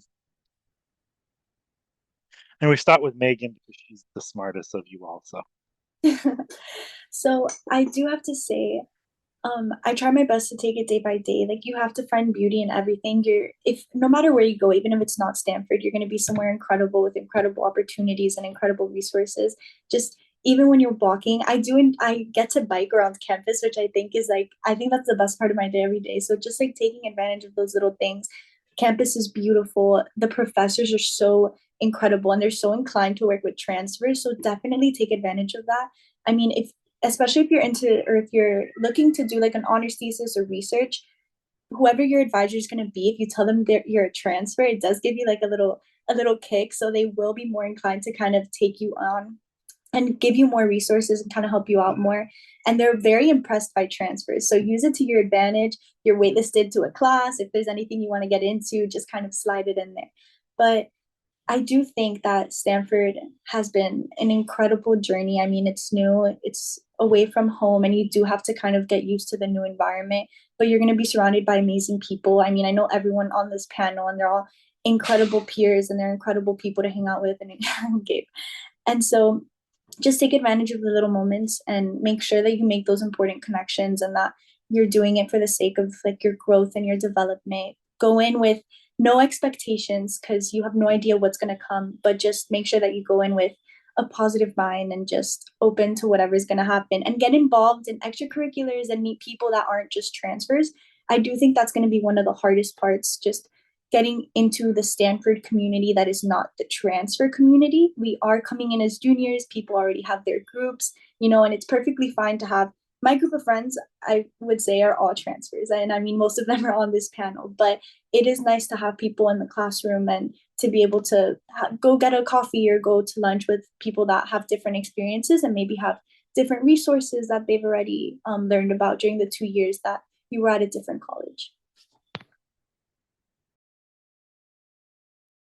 Yeah, I'd say to add on to that, I know Megan said no expectations. I would change that and say just one expectation. Just make sure that you're ready for the quarter system. Like going from a semester system to a quarter system has honestly been a huge change. And like I was already expecting to have to go through a huge adjustment period, but I really can't like overstate how different it's been. You go into like week 3, you already have midterms, and from week 3, I think all the way to like week 9, I've had tests every single week. And I feel like most of us here share a similar experience. So definitely knowing that, at least for myself, I have taken this first quarter somewhat easy in terms of extracurriculars, just trying to get adapted to the environment, like, adapted socially, and make sure that my academics are there. I'm feeling like balanced, and then I can focus on the rest of like making sure I branch out. But yeah, I would say it's definitely been somewhat of a challenge trying to find a community outside of the transfers, but there's definitely people willing to, meet with you, people willing to hang out with you, even though they may not know you from freshman year, and everyone's like open to making friends in each of your classes, so that hasn't been much of a deal. And as Megan mentioned, at the transfer, you have a lot of social capital. Definitely make sure to make use of that. There's so few of us here on campus that really you're kind of like a unicorn here. So when someone does meet a transfer student, especially professors, they're willing to make accommodations to consider you on a different basis than they would a regular student.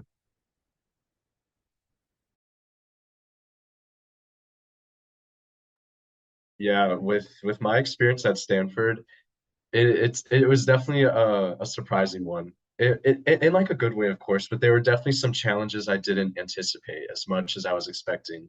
The great thing with Stanford is that there is an influx of opportunities. Like I was overstimulated by how much there was. Like I wanted to do everything, but of course the quarter system said no. So also be mindful of that. You're going to have so many opportunities, but you're going to really need to prioritize. And that's going to also take some reflection to see what's really going to matter to you and find a schedule that also works for you to do these extracurriculars. And everybody here has been very friendly, and like the transfer community is great. Like even previous transfers from different cohorts say like, wow, you guys are like such an amazing cohort. Like you guys always like do stuff together and whatnot. And so yeah, Stanford chose well, I guess. But anyways, and then on top of that, the really hard thing to echo kind of with what Hyro was saying is the quarter system. I knew it was going to be hard going to Stanford. I just wasn't expecting it to be that hard. And so the quarter system, it's like you're doing work.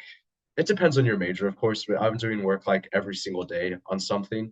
And that's definitely hard with how fast things move with learning and whatnot. But it's just so beautiful to take in all of what Stanford is. Like even just biking around campus and like appreciating those things. It's really such a beautiful place to be at. And like I'm trying to remind myself of that as well during the many days where I'm just like doing so much work.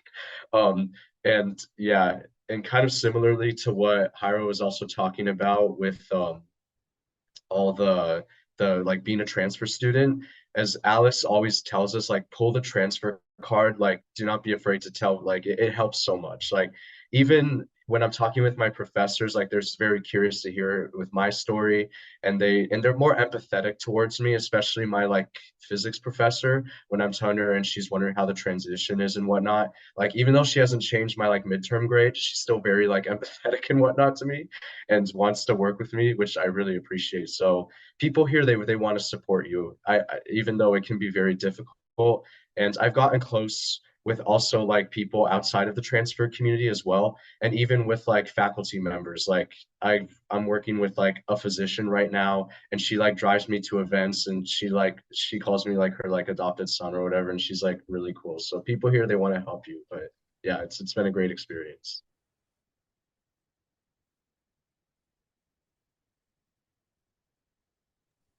Yeah, I'll talk about, I think probably my biggest takeaway so far has just been the accessibility. Like no matter what you want to do, like I mentioned earlier that whenever I first started like community college way back in the day, I was a journalism major. And so like the newspaper here, you can just essentially just sign up and go. If you wanted to do something like that in terms of professors, the accessibility you have to professors, like they have office hours and you can just go. Like one of the professors that I'd actually like read some of her work before I came to Stanford. And then whenever I was enrolling in classes, I was like, what? Like she's a professor here? And so I'm enrolled in one of her classes now. I had office hours like a week ago, and I just went into her office and we just talked, and it was pretty surreal just sitting there and talking across from somebody that I've just really looked up to academically for a long time. And just the fact that like that's available here is wild to me still. I mean, it never, I don't think it still hasn't lost its luster. Like you walk around campus and it's like I always tell people it looks like Hogwarts, you know. So it's anything you want to get involved in, whether it's like overseas or the newspaper or just talking to professors or anything, everything is just super accessible. And it's really just comes down to like if you want to make it happen, you know, with going to office hours or reaching out to somebody for the overseas program if you wanted to study overseas. Just it comes down to you going after it. So everything's just kind of there for the taking.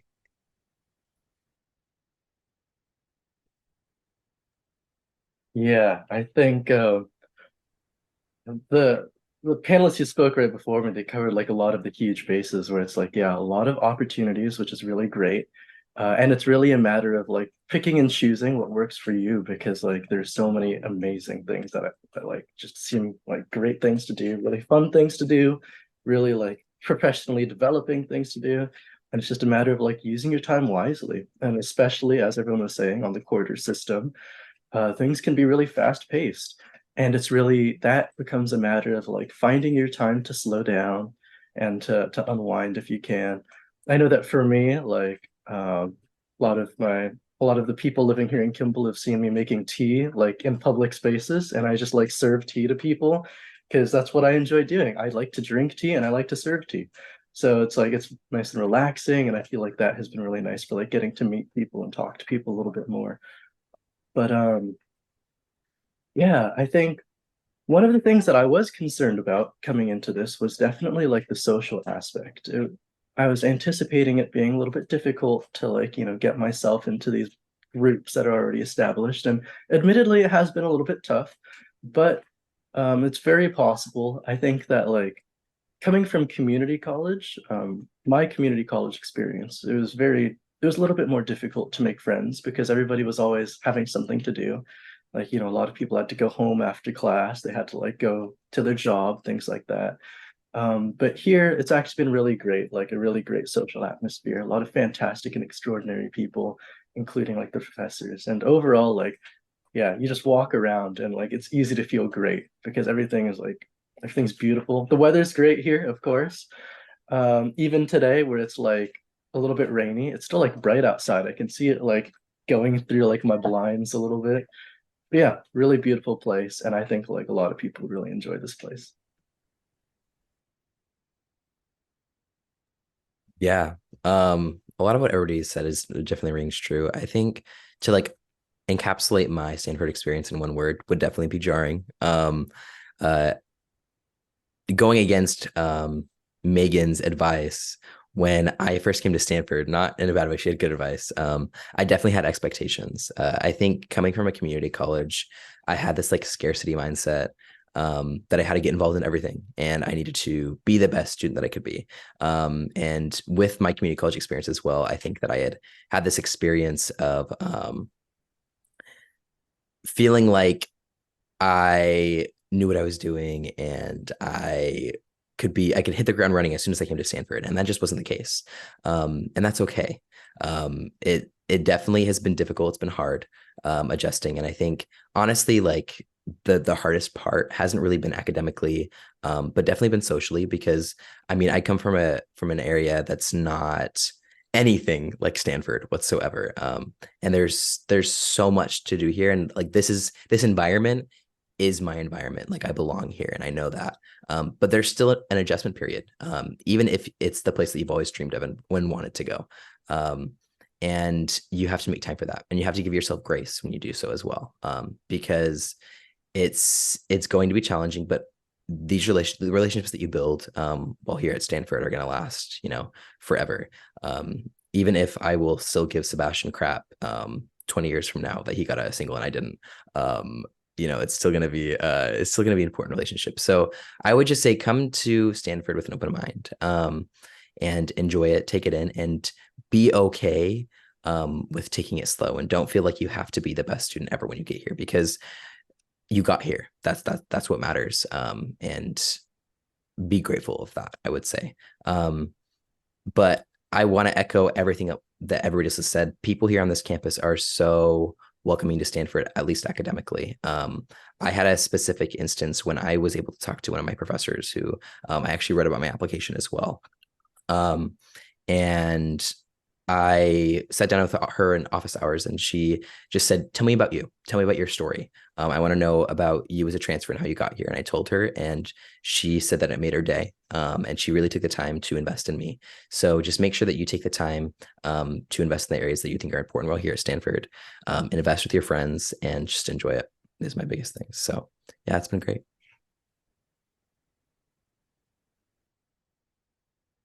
And the last one before we go is, what advice would you give yourself before you started this process? So a year from the year before this, so if you could go back in time and give one advice to yourself, uh, you know, last year, what would it be?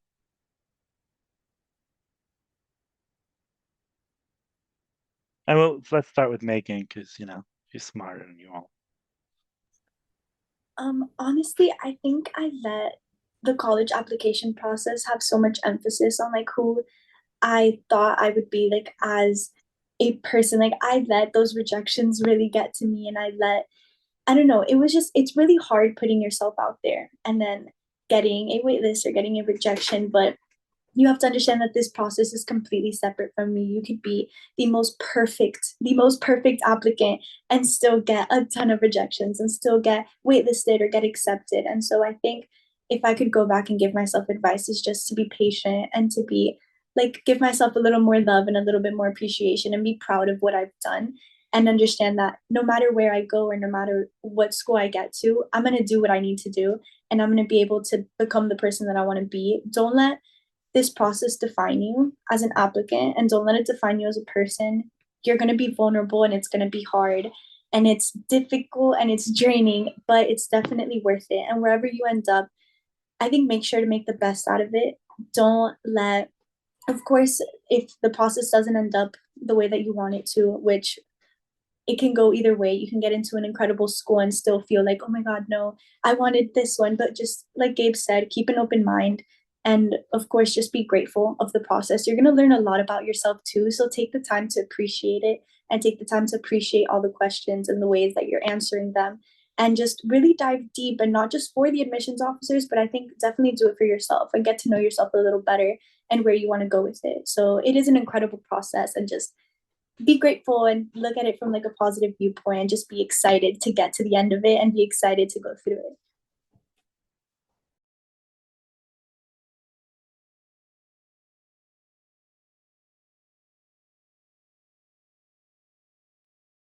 I think a year ago, I would have told myself, get started on the application. I'm a pretty irreverent person of a lot of things. So I think that when it came to like shooting my shot at Stanford, I wasn't really thinking about it a whole lot. With that in mind, though, when it actually came down to it, I should have gotten started on that a little bit sooner, because I was like, man, that like last like 6 hours before the deadline, I was like, okay, type and type and type. I was like, no, dude, I should have gotten it done sooner. But I think that like when you want to like represent yourself truly, it takes a little bit of time. So give yourself that time. Whenever you feel as though you're in like a space where you can get those like creative juices flowing, start kind of thinking about yourself and write some stuff down. I'd say like do it. This way you're not cramming it in, not procrastinating on that like I did. Maybe that's just a me problem. I'm not sure if anyone else did that. No, I can add a little bit to that too, Gary. Yeah, if my thing, the advice, I guess the piece of advice I would give to myself a year ago would be to look inward, start doing that. Because I think you get so wrapped up in like trying to get to the school that you want to go to, it's just kind of about, especially with the UC system with IGETSI and all that stuff, you're like, I looked at it as very much like checks in the boxes. And then whenever I got to the PIQ section of the UC applications, I was like, me? Like, you want to know about, I got to write about me. I got to tell you what this personally means to me. I don't know if I've really thought about that. And I wasn't happy with my UC application at all. Like, I kind of struggled with like figuring out how I factor into the equation, because I had been such in the mode of just getting all A's and taking honors classes and hitting all that. And I think whenever you start kind of peeling away from that and thinking about like what this means to me, what this means for my life and all that stuff, that's really what the application essays and stuff are asking. And so by the time I applied to Stanford, I always tell people I applied to 13 or 14 schools. I can't remember. But by the time I got to the Stanford application was like one of the last ones. And by the time I got there, I had been doing that since November when the UC applications were due. And so I think that helped. All of it kind of built up to that. And at that point I was looking inward, and I kind of just wish I had started doing that sooner. I mean, it all ended up panning out in a good way, but I wish that I had kind of thought about how this fit into my life, and how how it was affecting me and all that stuff. And I hadn't let all the stress of just getting straight A's, factor into it. I mean, really at the end of the day, it's about getting to where you want to be in life, aside from school. School is just kind of the means to an end. So I guess, like I said, best advice would be to just start doing some introspection. Yeah, I'd say to echo a bit on what Gary and Dan just said. Definitely a year ago, I would have told myself to start earlier, not just because, as time goes on, you have less time to work on it, less time to make it like a truly genuine essay. But I would say you owe it to yourself. You've been here, you're on the community college grind, and really you owe it to yourself to dedicate as much time as possible to make your essay as best as you can. Um, really, I I believe that you each one of us at the moment that you apply, it takes some gall to even apply to Stanford. And from the moment that you decide that you can even apply to a school like this, it already makes you a suitable applicant. There's no, perfect applicant out there. If you feel like you can apply here, that already means that you believe there's something that can get you to a school like this. So definitely apply early. Not just to Stanford. I know in 12 days the UC applications are due, so make sure you guys get on that. Don't be like me last year and turn them in like the last day. But yeah, just make sure you dedicate the time needed. And as Dan said, look into yourself and make sure that you can truly represent yourself as genuinely as possible.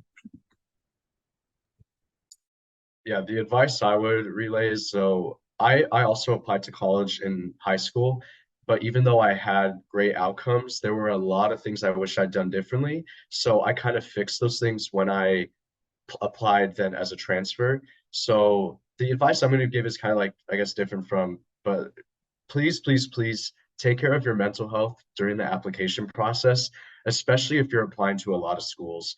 I applied to 15 schools and I was like in the trenches doing applications a lot. And it wasn't, and even though I started early, you have to, you just need a lot of time to reflect on these essays sometimes, and it may come easier for some and maybe not as much for others. So make sure you're treating yourself like whether it's, I don't know, if there's a beach near you, go to the beach. If there's a coffee place or something, like go get food with your friends. Like it was kind of funny, like even though I applied to that many schools, a couple of my friends actually started applying to a lot of schools too. So I was kind of a bad slash good influence because they realized, oh wow, I didn't know I could apply to like Barnard or Williams or these different colleges. And so find your people that you can also work with as well. Because I would always work with my friend during these applications, and then we would like go out after and like treat ourselves and have fun. So please prioritize that and enjoy yourself during the process because take these moments as celebrations. Like once even whether or not you get an acceptance to whatever is your dream school, whatever schools you want to, like every step of the way, I want you all to treat that as like a celebration. Like, wow, I finished my application. I should go treat myself right now. Don't always look so long term because that's my problem. I've always looked so like, oh, I'll be happy once I get at Stanford. Oh no, now I'll be happy once I get to med school. And like, do not think like that. Everything along the way, like, be happy. So that's what I would say.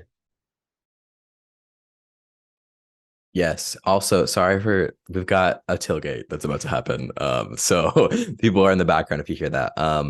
But I would definitely say like Stanford's amazing and the application process was amazing and all of these things have helped me grow and helped me become the individual I am today. And I don't regret anything that I've done. I think kind of echoing Gary, and I'm definitely a person that's like forward thinking.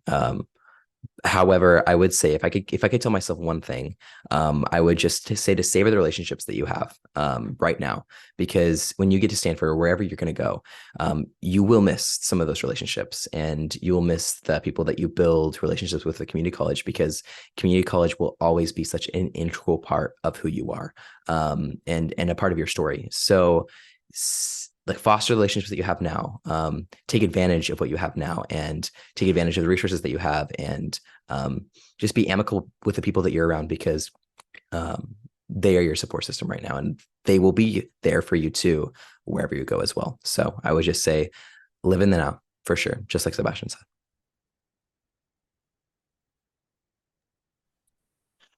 All righty. Well, yeah, I kept you longer, much longer than you're supposed to. So, you guys could have Sebastian do favors for you, like clean your dorms and stuff. So, just kidding. And then good luck with I think today's the big game, right? All right. Then and hope you guys have a good day and that Stanford wins. If they don't, then everybody's miserable. But if they win, it's exciting. So you all have fun at the game. And again, thank you for making the time to come and speak to our little community. And with that said, sign off. Thank you. Thank Thanks. you. Bye, guys. Have a great day. Bye, everyone. Take care. Best of luck, everyone. Bye.